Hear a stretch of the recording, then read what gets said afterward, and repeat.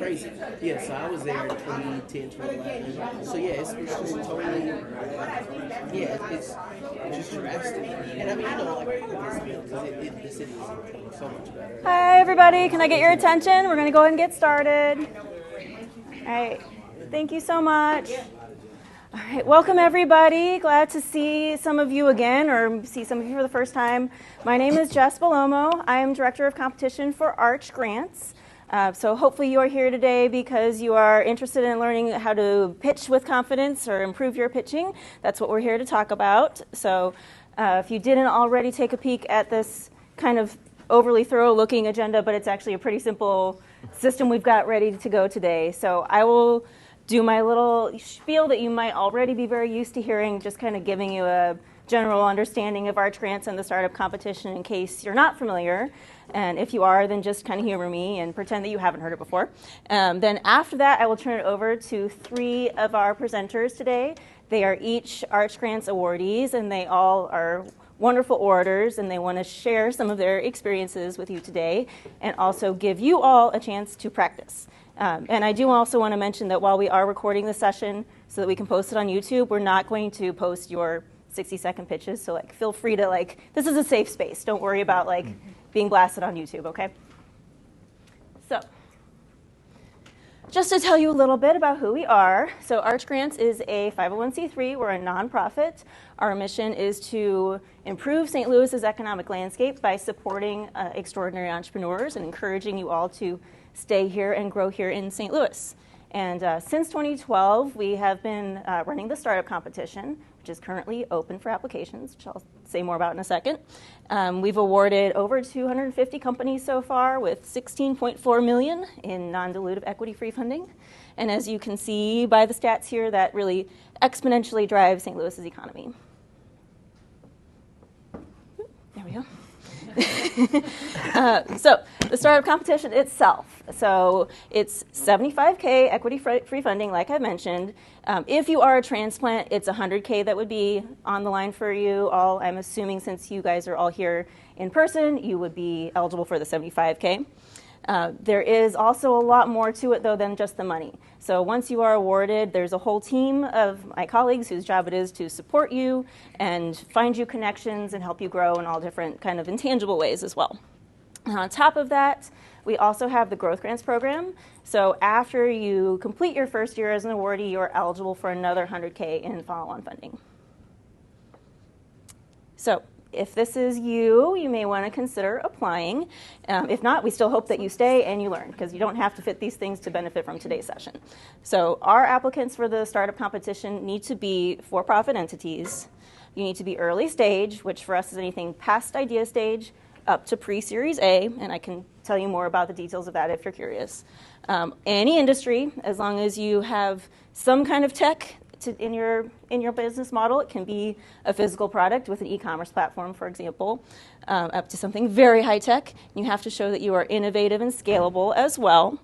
And then, like I mentioned, or maybe I haven't mentioned specifically yet, but you have to be interested in staying in St. Louis if you want to accept our award money. So hopefully that will easily apply to all of you. And we do have a few special areas of interest, but like I said, industry agnostic. But if you fit into any of these buckets, geospatial, advanced manufacturing, agri-food tech, or if you are a veteran or an underrepresented founder, then we definitely encourage you to apply. So a little bit more about what the program year itself entails, what you get besides the money, which obviously is a big deal. But in addition to that, you get all kinds of professional support services. So that can be legal, accounting, business services, access to our paid EARs. We also have educational programming, social programming, access to our pretty robust network, put you in touch with anybody that we can as you need, and then also, like I said, access to the Growth Grants competition after your first year. So if you are interested in applying, some resources for you to consider. First thing is the Founder Fundamental session, so good job, you're already doing that. If you would like to refer back to the other workshops that we did this year or last year's, the recordings are available on our YouTube channel, so please use those as resources also. We have a pretty robust FAQ page also if you're just kind of curious like exactly how the process works and if you're eligible, there's some more details there. And we've got a pretty extensive resources page too that's every resource we can think of in St. Louis, not just us, that can help you in different ways. So a little quick note on the timeline. Like I said, the application window is currently open. You do have a little bit more time, a few more weeks until we close it on March 29th. And then as you can see, it's a pretty lengthy process. So just get ready for that. If you do want to apply, it does take several months to get from beginning to end. And you find out that you're an awardee by the end of August, and your cohort year would start in October. Just keep that in mind. So, like I said, big headline for at least for as far as I'm concerned. Start of competition application window closes on March 29th. You can apply and get more information here at this link. You can also feel free to ask me for help afterwards. Contact me directly if you have any questions. So, thank you very much for bearing with me. If you all have that memorized, then I'm sorry. So now we will switch over to the more interesting, fun part of the day, where we will hear from each of our three speakers. They're each going to speak different sort of subsections of pitching for about 15 minutes, and then we'll also have some opportunities to do those pitch practices like I mentioned. So today's three speakers, I'll introduce all of you, and then I'll have our first speaker come up. So Pierre Paul is founder and CEO of We Hear You, and an awardee from this year's cohort. Akeem Shannon is founder and CEO of Flipstik and a 2020 awardee and also a Growth Grants recipient. And then Haley Russell is founder and CEO of Chippin, and she's also part of this year's cohort. So I'll go ahead and turn it over to Pierre to get us started. Thank you. Switch you over. There's that. Okay. All right, you're good. Cool.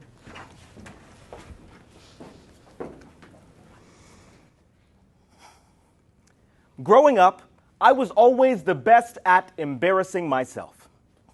I'm serious. While some people were worried about what their parents or siblings would do for them, I had it figured out all on my own.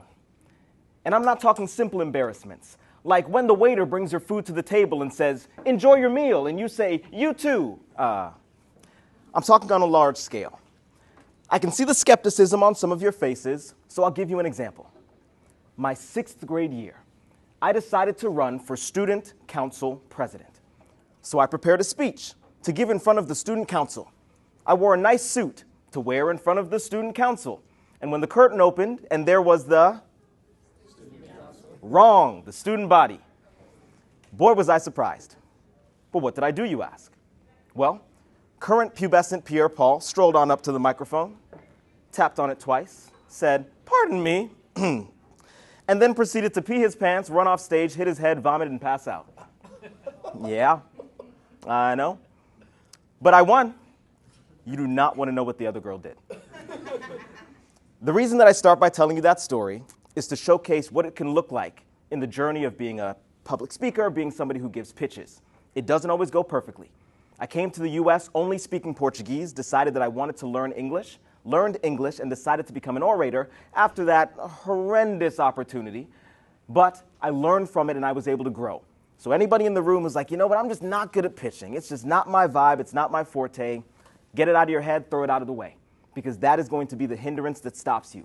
You are the only one who can stop yourself from being a strong pitcher, a strong public speaker, a strong orator. And that's really going to be the vibe of everything that we have planned today. So, as you heard, my name is Pierre Paul, and this is just some of my experience. I went to college on a speech scholarship. I was a speech and debater throughout high school. I funded really our company for the first couple years through public speaking opportunities. I get to coach people in terms of public speaking and pitching, and this is just my forte. This is my world. This is my bread and butter. My favorite part of the work that I get to do is to find a way to convey a message using words, using rhetoric. And I'm going to take you through today some of the basics, the general pitching tips and tricks. So we're going to talk about gestures and stance. We're going to talk about eye contact. We're going to talk about delivery and recovery. So starting with stance and gestures. Naturally, we have a defense position when we feel uncomfortable. Mine was this. Every speech I gave for like the first couple months of doing speech and debate in high school, I was like this. And whenever I'd mess up, I'd say, "Pardon me," over and over again. Probably a little bit of trauma from 6th grade, but nonetheless, this was my defense position. I got comfortable here, and I would always be here whenever I was speaking. And then I realized this is a closed-off position. I'm protecting my midsection. I'm here. I'm here. Relax your hands. Relax your hands and bring your hands up when you need to gesture and gesture purposefully. I've given over 300, 500 pitches, and I'm still nervous to be up here in front of you all right now. But by me having a presence that is welcoming, you all can entertain what I'm saying and engage with me more easily. I'm nervous to be up here speaking because I need you all to receive the message that I'm giving. You all are nervous listening because you need to be able to receive the message that I'm attempting to deliver, right? So stand firm, relax your hands. If you're going to gesture, gesture above the waist. If you're gesturing down here, all of a sudden you all are looking at my hands. What am I doing with my hands? Right? What's happening down here? You're not paying attention to what I'm actually saying. You're trying to figure out what's he trying to do with his gestures down here. Bring it here so it meets almost the eyes. Gesture out, and think about your gestures being specific to what you're talking about. If you're talking about facts, have a gesture that seems a bit more pointed, something that is specific that showcases this is a point that I'm trying to make. If you're using a tone of voice that is a bit more relaxed, have a relaxed gesture. Naturally, let the gestures enhance the words that you're trying to say. So, stand firm, gesture with purpose, and walk with purpose. Everyone has a different style, and that's okay. Sometimes we like to pace. We like to pace as we speak, and it works for some individuals. But if you have a metronome stance, you're going to make me motion sick. And if you pace too much, it gets a little bit distracting. Walk on major points. So if I'm speaking to you here, and I'm talking about this, but I really want you to understand something else, I'm going to lead out, and I'm going to walk deliberately and then stand firm once I hit that point that I want you all to be taking in. From there, I express this point, but there's more to it. And when we get to the more to it, we're going to realize that X, Y, and Z. I stop again. You're giving individuals roadmaps to follow as you stand, as you maneuver, as you gesture. Public speaking is not a rocket science. It's not a hard and fast science, and the same with pitching. But there are ways to do it that make it a little bit more comfortable. Next, eye contact. Right here. Okay. Eye contact is super important. You've probably heard that you can look over the heads of the individuals in the audience sometimes, and that's great.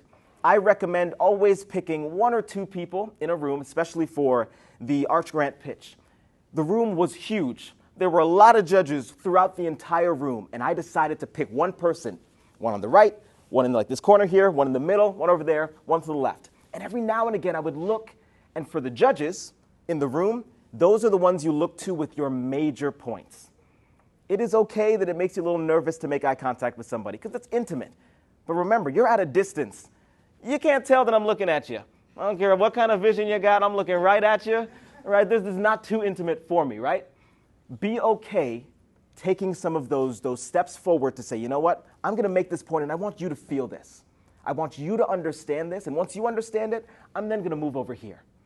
I say this point, I emphasize it, I show my gestures, and that's what we get today, folks. I now pan the audience. Everyone is getting a bit of my eye contact. My goal is to hit at least everyone in this room once, at least once. And then I pick my safety individuals, who I look to whenever I'm like, you know what, I'm feeling a little bit nervous, so I'm going to look at this person who's giving me good energy, and from their energy, I'm going to feed off of that. Blinking. I see two things all the time. People keep doing this. They're talking, they're nervous, they're pacing, they're breathing a little heavy, and they're blinking. Making sure that you know that they are blinking. Their eyes are getting watered. All right. Relax. Don't not blink. Don't over blink. And sometimes if you need to, pick places where you want to blink. If you know you want to blink right before or right after a major point, let that be the case. Blinking is something that we do naturally. Don't overthink it, and don't think, I gotta just keep going. All of these things, they're funny. They are funny. I need to glance at my time. I love over-speaking. All right. So those are some of the tips and tricks there, and I'm going to give you a time for us to slow down and practice some of these as well. Delivery. Speak with purpose. If you don't care about what you're talking about, I'm not going to care about what you're talking about. This is your story. This is your moment. This is your experience that you get to bring me into the world of. Be excited. Be passionate. And if you want to find something specific to look into, pathos, logos, and ethos. We probably all learned them at some point. It's associated with Aristotle. Pathos, logos, and ethos. Yeah, I'm going to say Aristotle. One of the three great philosophers. And it breaks down into a couple other sections. So inside of pathos, logos, and ethos, there are also three different pieces, subsections that exist inside of each of those. It's basically logic, ethics, and passion. Right? The emotional appeal. If my product saves lives, let that be known. If it saves money, let that logic about that come into play. If it is a more ethical solution than something that is bad for the environment, be proud of those elements and let that show through with your voice. So speak with purpose. Don't cut off the ends of your sentences. We have a bad habit. We're speaking, we're talking, and then we trail off here. And we get to our point and we're getting to the last sentence here, so we want to go here. We trail off the end of our sentences, and from there people are getting pieces of it, and then they're losing it. And it's a natural thing that we do because we know we're ending our sentence. We know where that period comes in. One thing that I tell my students all the time, respect the punctuation. If you have a period, if you have a comma, if you have a quotation mark, whatever it is, respect the punctuation mark and give it its adequate due time. That means give it a pause and end that sentence with the same power that you started that sentence with, unless you're using vocal variation strategically to invoke an emotion, right? So let's see. I'm thinking of an example. I'm also doing this on the fly. My company is We Hear You. We create accessible technology for all people, but specifically those with various disabilities. The problem that we identified is hitting the ADA button, maneuvering out of the swing of the door, and then getting to and through the door within the 7 to 12 seconds is difficult. The piece that I'm highlighting here is getting to and through the door. I lower my tone, I make it a bit sharper, but it's not hard to listen to, but you hear the power in it. Individuals struggling to open doors is what I'm expressing. So when I give an example and say Cardin Wyckoff, a member of my team with muscular dystrophy puts it simply, there is nothing more embarrassing than being an individual pinned between the door and the frame of the door as you're simply trying to maneuver through. And I pause. I let the silence resonate in that delivery because it's a mic drop moment. You have created something or are working to innovate something that is a drop mic moment all the time, right? Let those exist, sit in those moments. Think about that when it comes to your delivery. And be concise. I mean, looking at time. Be concise. Specifically, this will come up a lot in questioning. You gotta find a way to answer succinctly, tell your story in a way that makes sense, that is easy to listen to, and gets the point across. If you start to ramble, your audience starts to glaze over. One of the things that I challenge myself to do is when I give a presentation or I give a pitch or I give a speech, I want everyone's eyes here. I want to be so captivating that people don't want to miss a moment. I want the timer to forget to check the time because they're so enthralled in the speech. I want the videographer watching me and not following me with the camera, so when we watch back the video, it's over here for so long even though I've been over here, right? You should try to give a speech that is so direct, concise, to the point, it keeps their attention the whole time, that there's no worry. There's no worry outside of you speaking. And what that boils down to is this. Speak as if you have all the time in the world, even though you don't. It should be easy to listen to you. Your words should fill up that time frame, and it should be so succinct that every the, every and, every but, every filler word should be deliberate enough that your point comes across. Okay, doing okay on time. Recovery. Not all of us are fortunate enough to pee their pants, run off stage, vomit, hit their head, and pass out. And I'm sorry for you. Right? I'm sorry about that. But you got to figure out how you're going to recover when something goes wrong. It has been the longest day for me personally. It's been a super long day.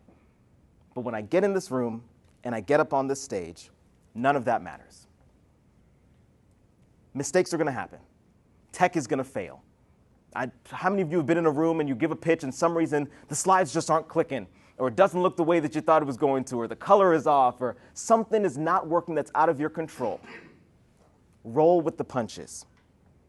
Roll with the punches because your professionalism is what people will remember. If you mess up, if you forget a section of your speech, there is nothing wrong with going through, giving my speech, at the slide, can't remember what comes next.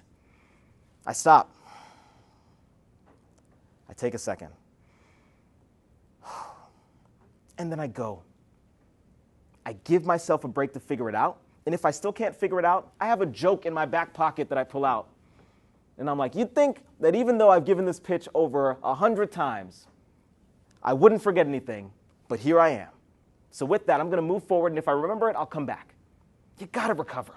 You got to do something. If you're walking and you accidentally trip, jog it out. Jog it out. Don't be afraid to embarrass yourself. Figure out how you want to do that recovery.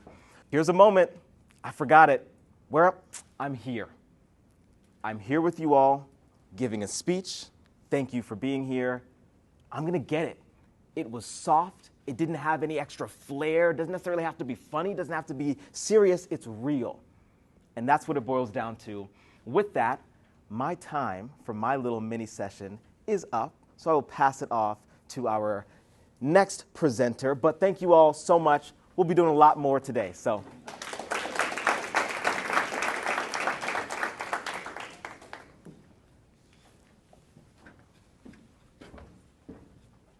All right, my guy. Appreciate it. Do your thing. Now, listen, y'all, my technique ain't going to be good, so y'all just need to get prepared. But listen, if I mess up, I'm going to do like her. I got a hot flash. I think my doctor is telling me I could have transmenopause or something. Anyway, so my name's Akeem Shannon. I had the pleasure to win an Arts grant in 2020. Also won a growth grant. A couple other things about me, done things like Shark Tank and pitched to different retailers, got into Smithsonian Museum, all kinds of stuff. And, like I said, my technique, I just kind of do what I'm doing. However, I think that the most powerful thing that you have is your story. And I think for me, when I first started, let me ask you a question. Who here, even though you're by yourself in your business, you sent an email that wasn't from you, it was just like a general, hey, we're interested in talking with you, and you talk about we, and it's not me, even though we know it's me. Who's ever done that? Be honest. Exactly, I did too. And I thought that, we, big. But what actually I found out was that, no, me, good. And that's what we're going to talk about today. So, let's see if I know how to do these slides. There we go. Down? Yep, the down arrow. How did I get way over here? I think you press the up arrow, my guy. Oh, no, it's the up arrow goes forward. There we go. All right, cool. Where's my... Oh, I'm missing one of my slides. My little overview slide. Cool, so we're going to go through three different things. Listen, exactly, I'm missing, exactly right. So we're going to go through three different things, right? We're going to talk about the most powerful stories that you have. We're talking about how to turn your story into a movie trailer. And we're going to talk about... I actually missed all my slides. All right, so I'm not going to use any slides. All right, so the first thing, how do you make your story into a movie trailer? Well, I think the most important thing is authenticity. We all have great stories, and we all have a reason why we started what it is that we did, and I think that the most important thing for you to just be authentic, just be yourself. Everybody's different. Some people are going to be funny, they're going to be really excited, some people are going to be soft-spoken, but if you're authentic, you'll have a much less likelihood of messing up, of not remembering what it is that you're trying to say. And so I remember when I first auditioned for Shark Tank. I had just started my business. I was a year into it. We had done pretty good with the Galleria Mall, selling Flipstiks hand to hand. And I went and I told the story about my company. Here's what we do. Here's what we make. Here's how the product works.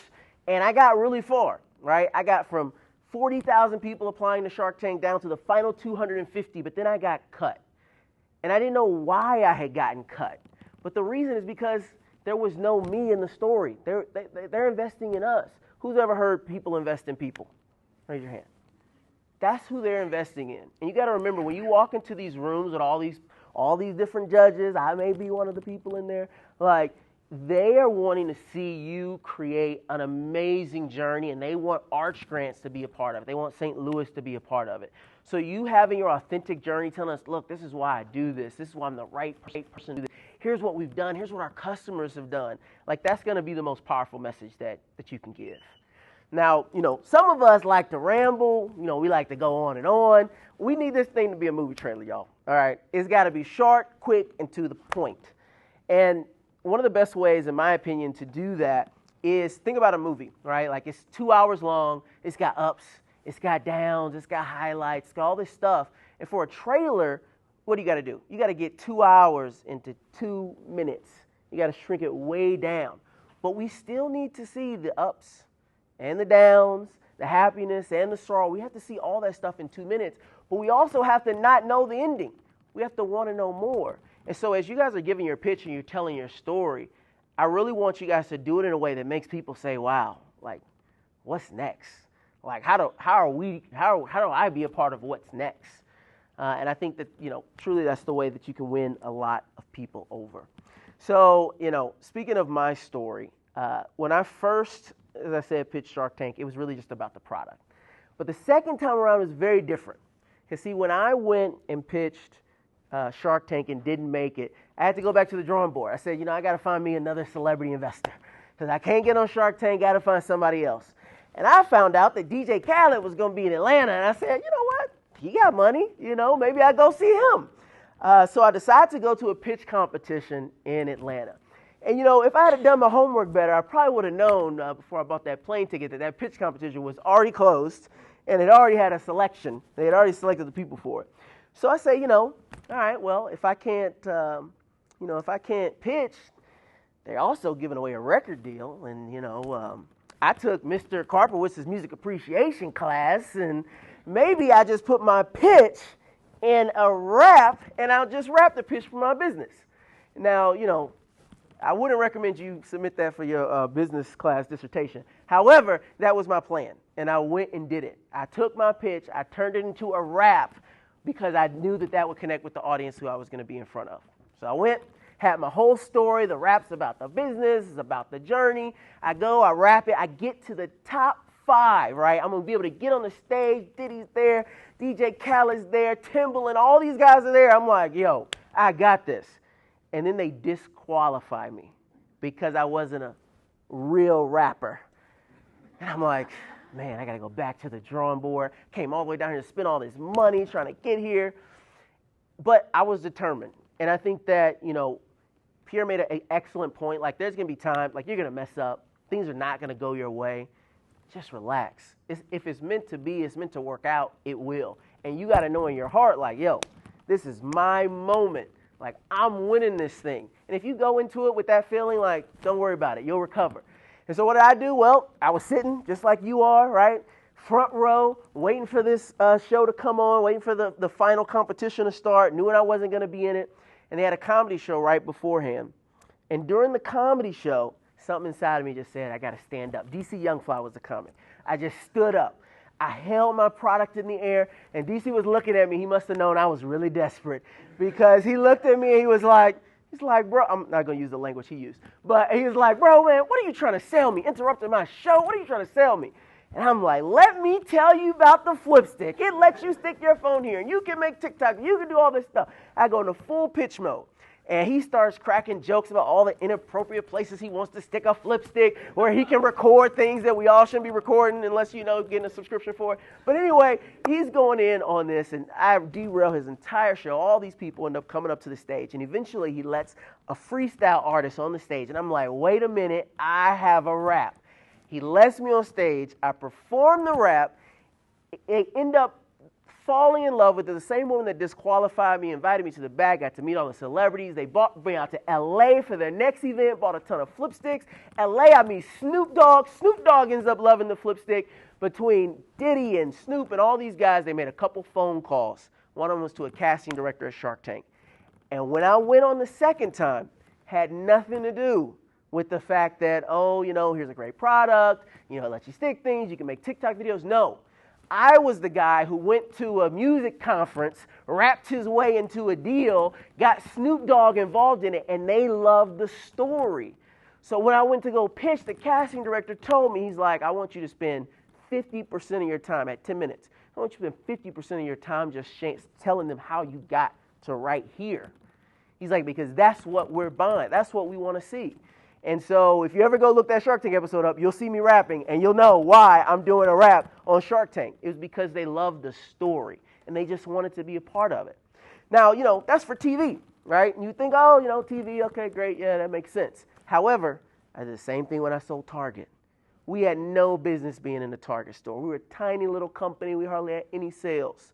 But they heard the story and they just wanted to be a part of it. They're like, man, this is exactly the type of businesses that we want to be in our store. The same thing happened for me with Amazon. I went down to Afrotech, and me and Mark Cuban got into a whole thing. I won't get into it. But it went viral. I was going back and forth from the crowd. Everyone loved it. And Amazon was there. And they're like, yeah, this guy was at this conference. And him and Mark Cuban go back and forth. He's like, yeah, Mark, you didn't invest in me, but guess how much money I'm making now? They loved it. And next thing I know, I'm getting text messages from people that work at Amazon. They're like, yeah, we were in our training for Amazon ClickPay, and your photo popped up. I'm like, in the training? Well, what did that lead to? Well, Amazon sent me a check, $15,000, a grant I never applied for. Why? The story. Amazon could care less about us. We're not making them a lot of money. But they love the story. And the same thing's going to apply for all these guys in the room, all these women in the room. They are going to be looking at you and saying like, man, this is special. This is going places. And that's what's going to make them invest. And that's what's going to make you stand out and be different. So let's go here. So talked about the movie trailer. So let's talk about the 3 different types of stories. The first is going to be your founding. Like, why did you start this? I kind of loop in the journey with that as well, too. A lot of stuff that I talk about when I go and speak places, I'm talking about the journey. And I think that's so important because, look, anyone could do what you're doing. But why is it that you are the right person to do it? What made you get started? What was the thing that sparked your interest that made you say, look, I'm going to dedicate my life to what it is that I'm doing? That passion about why you started the journey is huge. And anytime you see any great entrepreneur, you see any great president, any great athlete, you always hear about why did they get started? And making sure you include that in with your story is fundamental. Number 2, what's your purpose? And that's really about your business. Like, what is it that we do? So in the example of Flipstik, I always tell people, like, look, the way we got founded, it's a late night phone call with my uncle. He's an engineer at NASA. I had just quit my job, and I didn't know what I wanted to do next. But I get this call from my uncle, and he's telling me about this gecko-based adhesive that he was going to use for a project. And I just couldn't stop thinking about it. I recently mounted my TV on the wall, and I was like, man, I could have saved myself a lot of time and energy mounting that TV if I had this gecko adhesive. And so I was like, man, I feel like I could come up with something with this. And I never mounted the TV on the wall, but I did figure out a way to mount a little tiny TV, a phone. From there, I created a patent, wrote a trademark, and launched my business on Kickstarter. And why did this product work? Why did it resonate with people? Well, it just so would happen that while I was thinking about how I could watch content with Flipstik, other people were downloading TikTok. It became the #1 app in the App Store. And all of a sudden, people weren't buying the product so they could watch content. They were buying the product so they could create content. And that's how our market was born. So when you talk to people about, hey, look, here's our purpose. This is what we're doing. This is why we're different. What's super important about that mission is what's your unfair advantage? Like, what is it that you're doing that nobody else is going to be able to replicate? And if you can really hit that and you tie that in with your founding and why you got started is huge.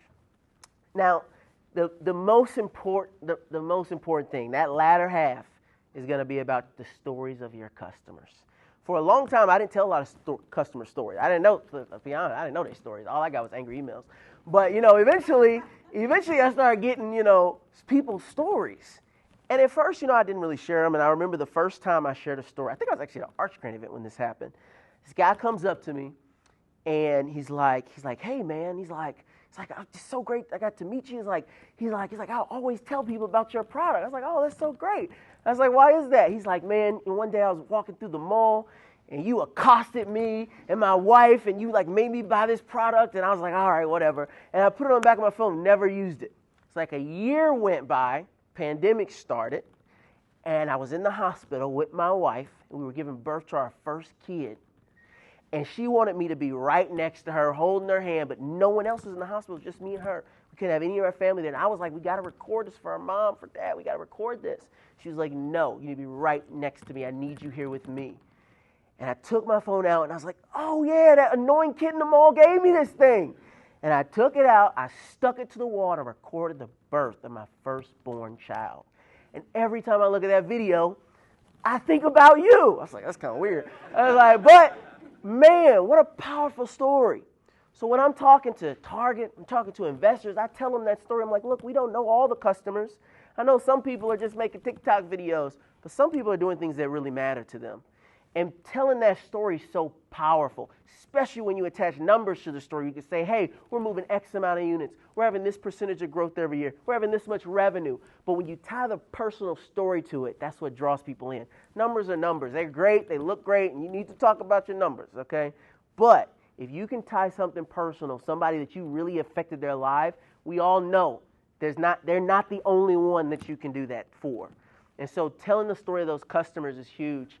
I'll give you one other example that we had. I remember my marketing director came. He's like, hey, Akeem, you got to see this guy. He's been making videos about Flipstik. And he showed me the guy's video. And this guy was deaf. And he had bought the Flipstik. And he was using it to make content. He signed up as a brand ambassador for us. And I just assumed, I don't know nothing. I was just like, oh, yeah, if you're deaf, you just text, easy peasy, right? But no, it's like when you want to express your emotion, you got to call somebody. And so people in the deaf community, they like to FaceTime so they can sign. Well, there's a problem. When you're on the go and you got one phone in your hand, you can't sign. So he's like, you get a Flipstik, you put it on your phone. When you're out and about, you stick it to the wall. Now you can actually have a full communication. You have a full conversation with somebody. I was shocked. And he ended up selling thousands of Flipstiks from his videos. He didn't have a lot of followers, but he was like, guys, this is amazing for our community. When I go and I tell that story to somebody, for a product that just seems like it's just for entertainment, they can't help to be like, wow, who are the other customers that they're going to uncover? Who are the other people that are going to figure this out and do something? So when you guys are talking about your products, your services, your business, find those amazing customer stories, those people whose lives that you've impacted, whose businesses that you've impacted, and bring their story out and make it exciting. Make that really core to your message, because that drives home any tractions or number you have. Or for some of us, the lack of traction, we like, hey, I ain't got that much money coming in, but there's a lot of these people out here, so let me tell you about some of them. So your founding, your purpose, your customers, I think if you guys hit that, man, you'll kill it. I'm getting ready to hit the South by Southwest. I have a talk on social media, which I'm not really a social media person. But one thing that I really benefited from, not just from pitching or business and that kind of stuff, but because my personal story was so tied in with the brand, when people would see it, they resonated with it. Like I remember one time we got on the Today Show just because they had read an article and they were like, wow, this is really cool. We're going to help them. But one of the most surprising things that ever happened to me, just because of the storytelling that was done, it was the St. Louis Post-Dispatch had done an article just talking about me being in the mall and all this kind of stuff and building out this business. And I get an email from the Smithsonian Museum of Natural History in Washington, D.C. And I don't know why they were reading Post-Dispatch, but whatever. They read the article and they were like, wow, this is an incredible story. And so eventually they're like, hey, we want you to be in the museum, come up here, blah, blah, blah. When we go up to the museum, and I'm at the dinner, my mom's with me, all this kind of stuff. On one side of me is the woman who invented cell phone data. Okay, she sent the first text message. On the other side of me is the CEO of Qualcomm, made every chip in every smartphone pretty much ever made. And then there's me. And I'm like, don't feel like I'm in the right space. And I asked the curator of the museum, I was like, why am I here? And he said, he's like, look, we have kids that come here all the time. We have people that come here all the time. And if all we did was show them the person that invented text messages and the person that runs a multi-billion-dollar company making chips, it's not accessible. But your story is one that if somebody reads it, they'll say, I can do it too. And that's why we had you come, and that's why we had you a part of the exhibit. And so for all of you here, I want you to know, like, your story it matters. It's very important, and it's crucial to you winning this Arch Grant. So who's going to win? Everybody's hand there should be raised. So anyway, that's my time. Anyway, I'm getting hot flashes. I think I need to sit down. So, hello, everyone. Hello. Okay, let's see if I can make this work. Yeah, it sort of works. I don't know where I am, but that's okay. You can see me, so that's fine. I'm Haley Russell. I started a company called Chippin. We are focused on revolutionizing the pet food industry through novel ingredients. So anybody have a pet in here? All right. Looks like more than half the room. Dogs? woo. Okay. Awesome. Mine too. Oh, that's so exciting. Yeah, so one of the key focuses we have right now, and the reason why I came to St. Louis, so I'm a newbie, so always interested in tips if we end up chatting after this. We're really focused on commercializing the invasive carp for pet food. So if your dog or cat likes fish-based pet foods, we're here for you. I love Q&A, so my background is started really kind of corporate business environment. First job was a financial analyst at Goldman Sachs. Then I worked in environments like Uber Eats, Boston Consulting Group, so very much kind of grew up through the kind of hardcore like Q&A, challenging each other kind of environments. And at first I think that was a little bit intimidating. And then I realized Q&A is really just an opportunity to learn. Like, it's one of the best times where you can have this interactive dialogue with people to share more about what you're building, right? Because it's like you've gone through that process of sharing your story, you've given the whole pitch for the business, and then Q&A comes, and some of the feedback that I've heard over the course of the past months has been, oh, I felt attacked, or I felt really defensive, and people kind of like are really out there doing well, sharing their story, and then they step back for the Q&A and might be a little closed off. And actually, it's really a time to reinforce everything that you've kind of just shared with the judges and bring that into this sort of Wild West environment where people are asking you questions, but ultimately, like, you're the one talking, you're the one on the stage, like, you control what's going on. So the key thing with Q&A is, number one, practicing, knowing that you're in control, and then having a ability to expect the unexpected.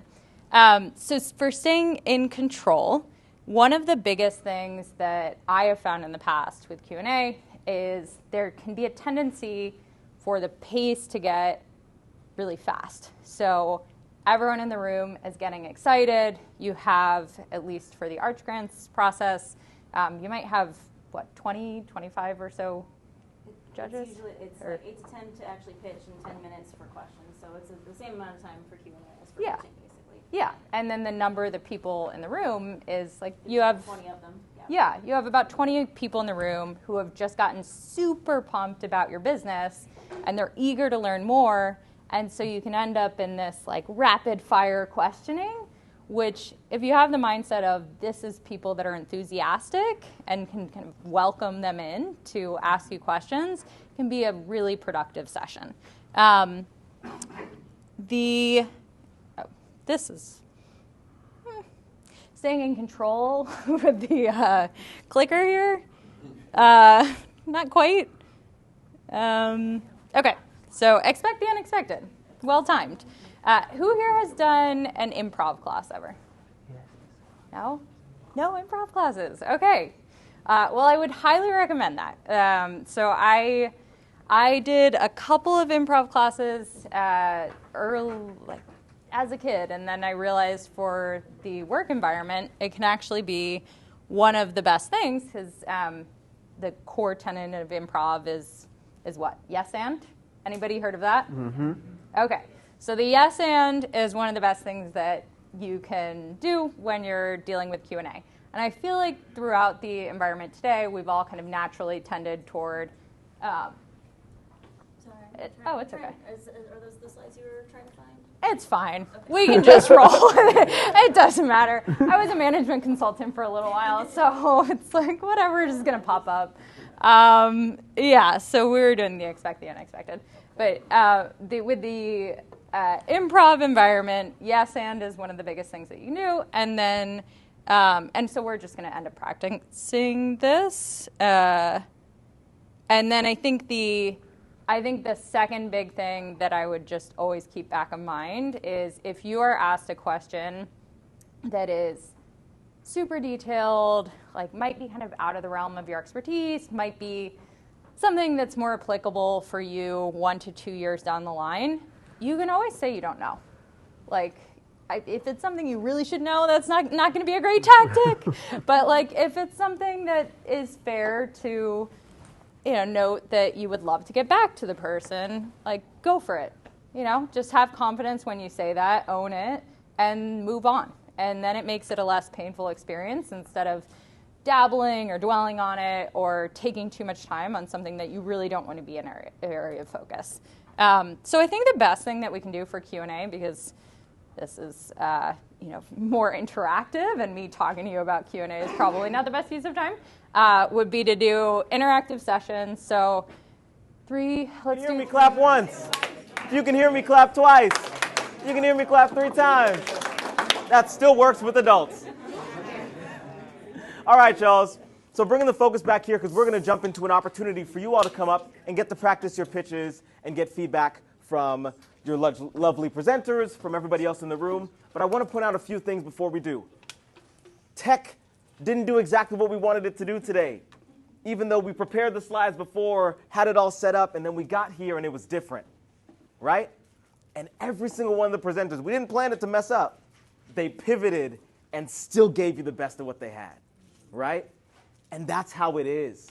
A lot of you put yourselves on the spot, came up here, and presented for us, tried something new for us. You didn't know you were going to be put on the spot, but you did it in a room full of strangers. I can see the energy and the confidence already be up in this room because everyone's a bit more relaxed because they saw people try, they saw people fail, they saw people learn, and it was healthy. It was really, really healthy. So I want you guys to give yourself a round of applause for that. Secondly, 3 completely different styles up here between the 3 presenters. All different styles, all different skill sets. All of us dabble in each one of those areas. But you notice, it doesn't matter if your style is a safety position the whole time. If your story is good and you're telling your message in a way that invokes the emotions of the audience, they're not going to be thinking, damn, he was good, but was here the whole time. You find your balance and figure out what you're okay to sacrifice for something else, how you can have all of these different levels, and it comes together.